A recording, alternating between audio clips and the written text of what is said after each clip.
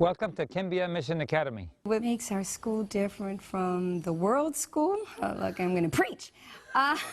So you may be preaching today and pouring cement tomorrow, and then the next day you may be steering our riverboat up the river. I am loving it here. I do not want to leave. When young people come to this environment, whether they come from Georgetown, from the cities, or from other parts of the country, we expect them to be changed because that's what God promised. It's a high school, secondary school, except for it has a little twist.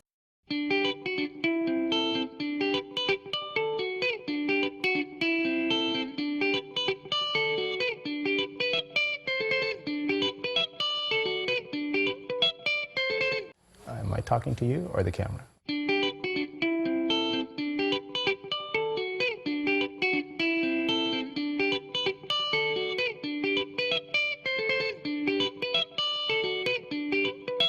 Well, Kimbia Mission Academy, it's a boarding academy. We have two dormitories, a boys' dorm and a girls' dorm, obviously. Right now, we enrolled up to about 50 students. That's an optimum number for us because our staff are volunteers. So every year, we typically get volunteers from around the world. I'm from England. I came across the seas. I didn't get into the university that I wanted, and I thought I'm definitely going to take a year off school because I've been studying. The Lord moves upon hearts, and people come and volunteer their time for a year or two. So with 50 students, Jody and I have agreed that if no one comes, we could teach that number of young people. So we're here teaching math and science and English and all of the other subjects just as you would take in high school. We also teach Bible. But we're also trying to train all of them to be missionaries. We believe that even at this young age, they're able to impact a larger group of young people better than we as adults can. So they go on mission trips, they preach, they stand before churches, they erect tents, they hold crusades, and they also go to help in the community. So they are doing building, some of them will do some massage therapies, everything that you can name. What we found is that that balance gives these students an opportunity to grow not only academically, but socially and physically every day from 3 to 5. We all work on the campus, the staff and students. We spend 2 hours either in the garden or building buildings like this, construction, or working in the kitchen and things like that. So every day that's what we're out doing, and we get to know the students that way. I've enjoyed being here, especially working in the garden, like knowing to plant and you know, like enjoying watching the plants grow every day, passing through the dining hall and just seeing changes in the plants bearing fruits and everything. In classes, it's nice to have teachers actually coming to teach us. I've enjoyed being with them, sharing experiences with them. We're trying to teach them something beyond theory, beyond academics, beyond algebra and the things that you would normally learn. And as Jody and I look at our students after they've graduated, and it actually becomes more profound when we get visitors from North America, young people their age, and our 13-year-olds are instructing an 18-year-old on how to properly use a chainsaw or cut wood or mix cement or you know, repair a diesel engine and you know, these sorts of things. That's when we're like, well, these kids are advanced. And we've learned a lot. You know, my son, who's 14 now, he understands, you know, what it means to go out into the bush and survive. And it wasn't some sort of scary boot camp training. It's just par for the course here. That's just what we do. You know, when we go on Pathfinder trips, my wife and I, interesting story, my wife and I had a Pathfinder club in the States, and we went to Oshkosh, and we had a couple of U-Hauls full of veggie links and, you know, portable refrigerators and all those sorts of things, and we thought we were camping, you know, brand new tents. Well, we had the Pathfinder Club here, and we went on our first camping trip, and we were watching our Pathfinder Club pack. And they had a big aluminum pot and a couple of machetes, and they said, let's go. And when we got there, they cut the frame for a makeshift tent. They dug the toilet and built a little outhouse, and this was within 3 hours of being out there. These are 13-year-olds, and my wife and I were like, whoa, this is a far cry from our first international camporee. I think, honestly, what makes our school a little more different is the environment that we're in.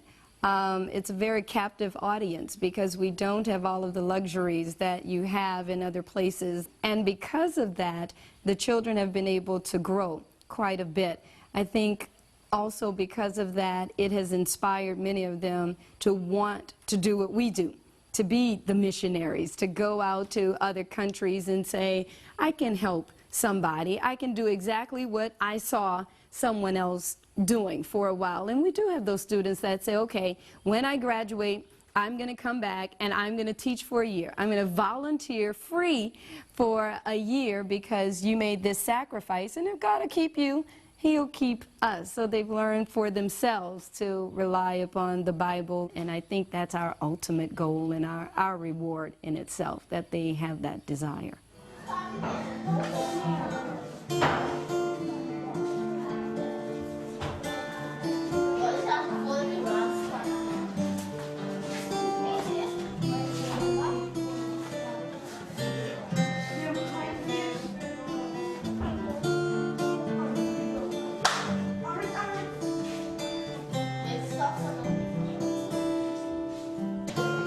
God actually brought my husband Warren and I here about 7, 8 years ago, November. I came on a short-term mission trip, and I spent 3 weeks here alone.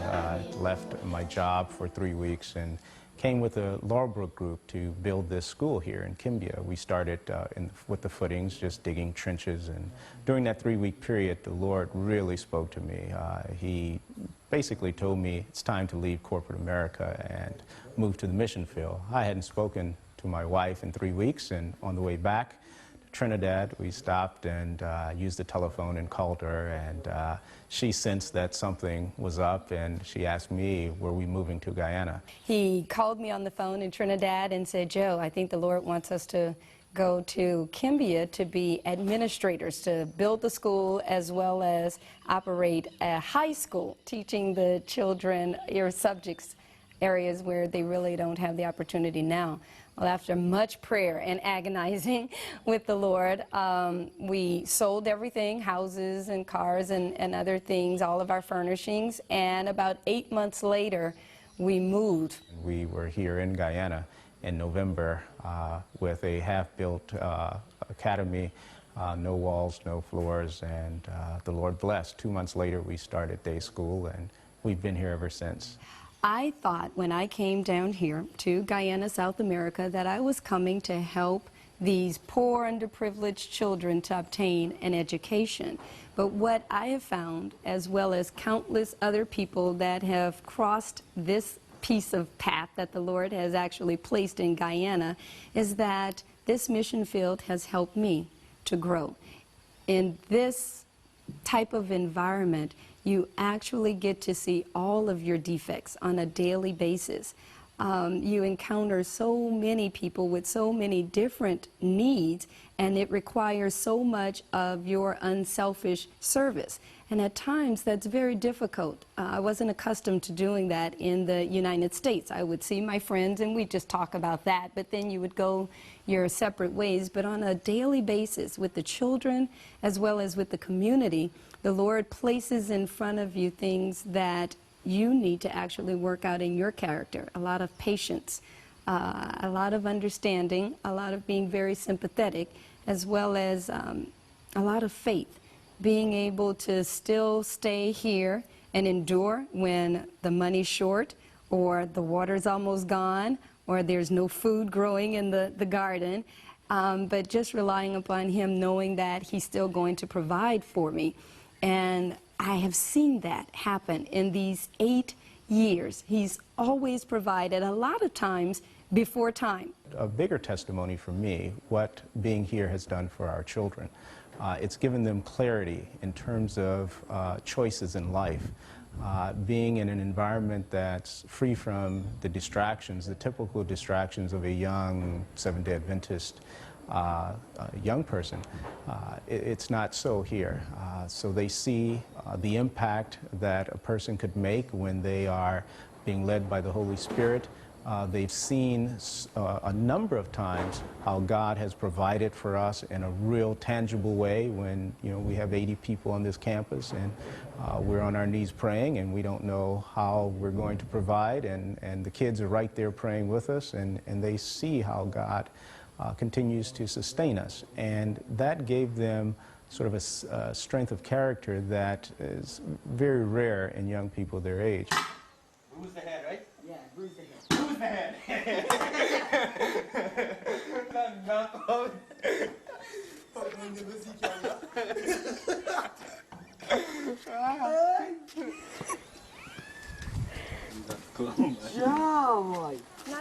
You are not?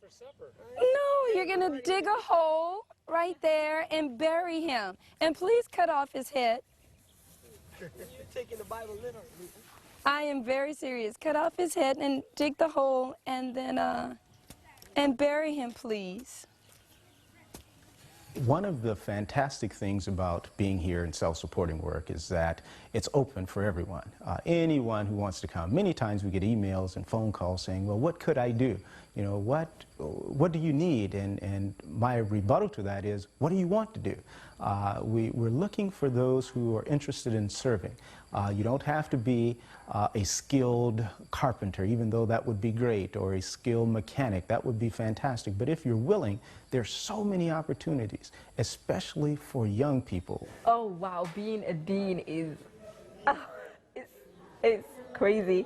There's so many dimensions to being a dean. You have to be like the big sister, you have to be the counselor, the advisor, you have to protect the girls from all sorts of problems that they go through, and it takes a lot, but it has shaped me as a person.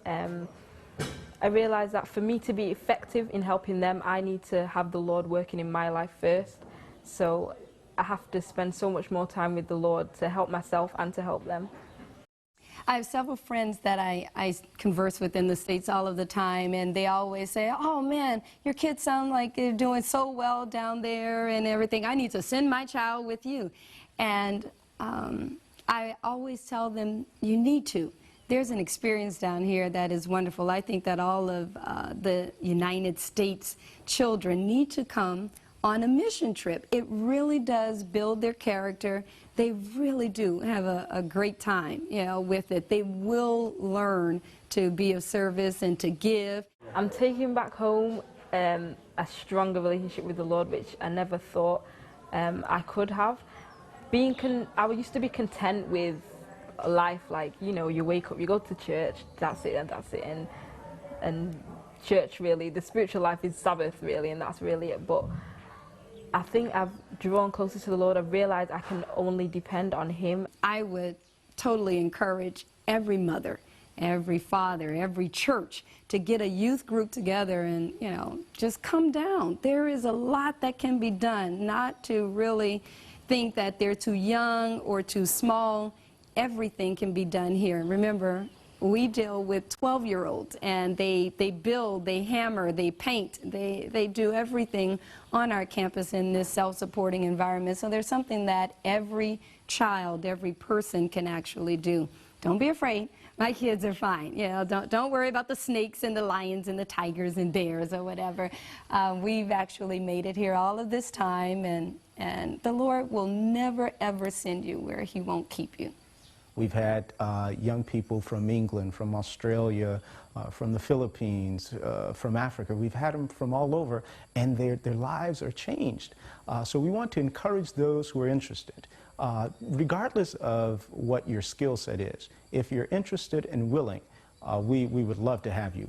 I've grown spiritually here, and I thought I was pretty connected in the United States. We were working in the church, Pathfinder, director, AY, leader, church clerk, treasurer, you name it. I think it was everything here.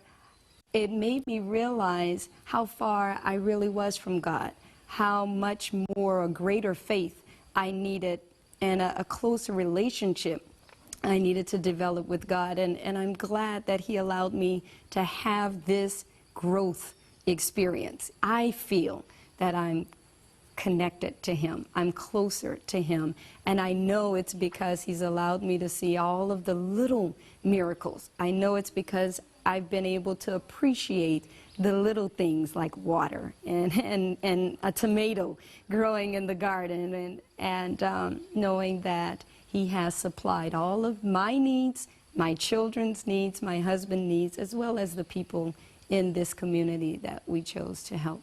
So I'm grateful for Him. Thank you. Lord, thank you.